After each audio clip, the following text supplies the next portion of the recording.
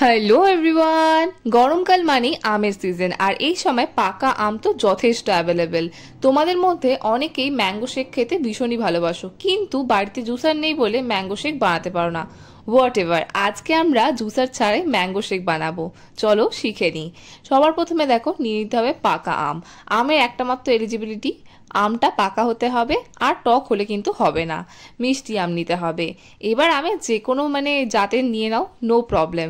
হিমসাগর, ল্যাংড়া, যা যা ইচ্ছা করে। তো আমি দেখো এখানে নিয়ে নিয়েছি, হিমসাগরই নিয়েছি। তো আমগুলোকে দেখো ভালো করে কেটে নিচ্ছি, আর এইরকমভাবে আমি ভালো করে টুকরো করে নিচ্ছি। এতে কি হবে, আমগুলো ছাড়াতেও ভীষণ ভালো লাগে আর ছাড়ানোর সময় দেখতেও ভীষণ ভালো লাগে। দেখো সব কটা আমগুলোকেই কিন্তু আমি এরকম সুন্দর সুন্দর করে কেটে নিয়েছি। এবার চলো আমের পাল্পগুলোকে বের করে নিই। আমি দেখো একটা ছুরি নিয়ে নিয়েছি, ছুরি করে কিন্তু আমের পাল্পগুলোকে এইভাবে বের করে নিচ্ছি। এইরকমভাবে বের করলে না আমের পাল্পটা বের করতে ভীষণ সুবিধা হয়। এছাড়াও যখন আমরা আমটাকে ম্যাশ করব তখনও ভীষণ সুবিধা হবে। এবার দেখো এইরকমভাবে ছুরি করে আমরা বের করে নিচ্ছি। তোমরাও কিন্তু সাবধানে এইরকমভাবে ছুরি করে বের করে নেবে, আর একদম কিন্তু পাকা আম নেবে।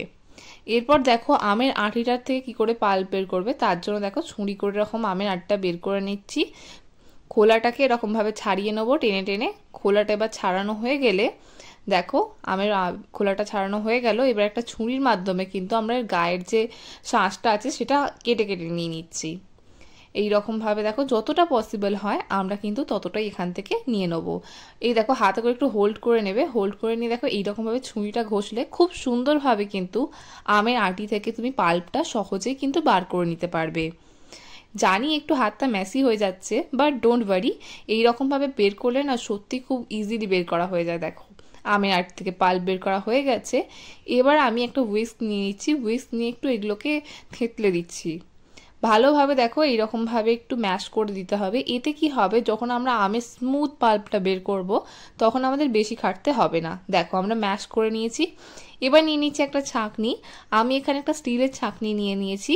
স্টিলের ছাঁকনির মধ্যে দেখো এইরকমভাবে কিন্তু আমের পাল্পটাকে একদম দেখো সমস্ত আমের পাল্পটা কিন্তু আমরা ছেঁকে নিয়েছি। এবার আমরা এখানে অ্যাড করব চিনি।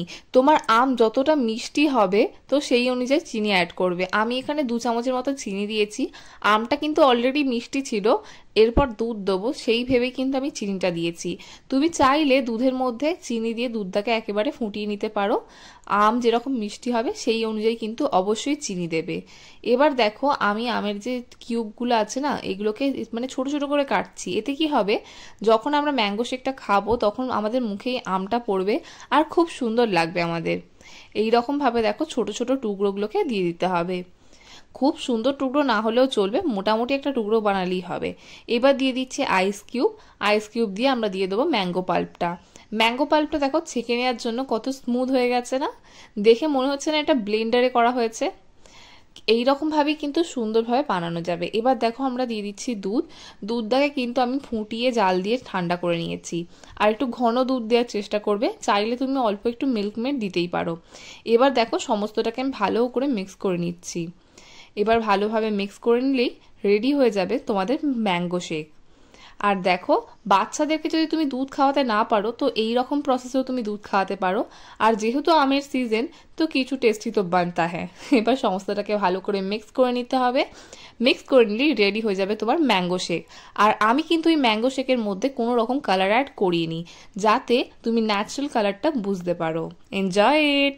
এবার তোমাদের একটা ছোট্ট কাজ, চটপট যাও ইউটিউবে সার্চ করো ফোরন বলে, সাবস্ক্রাইব করে বেল আইকনটা ক্লিক করতে একদমই ভুলো না, যাতে আমাদের নিত্য নতুন রান্নার নোটিফিকেশন তুমি সবার আগে পাও। আর তুমি যদি আমাদের ভিডিও ফেসবুকে দেখে থাকো তাহলে আমাদেরকে ফলো করে দিও। And don't forget to like, comment and share. ইতি তোমার ফোরন। বাই।